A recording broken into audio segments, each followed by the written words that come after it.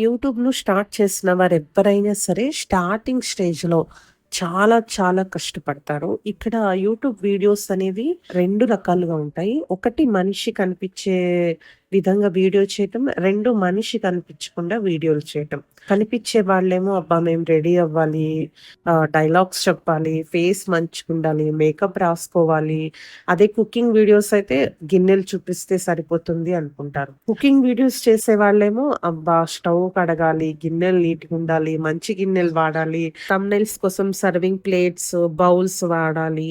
మొత్తం కుకింగ్ ప్రాసెస్‌నే టెక్స్ట్‌లో రాయాలి. అరెరే! ఎందుకు నీట్‌గా రెడీ అయ్యి, మేకప్ వేసుకొని మనం గూడా కనిపించి చెప్తామని కుకింగ్ వీడియోలు చేసేవాళ్ళనుకుంటారు.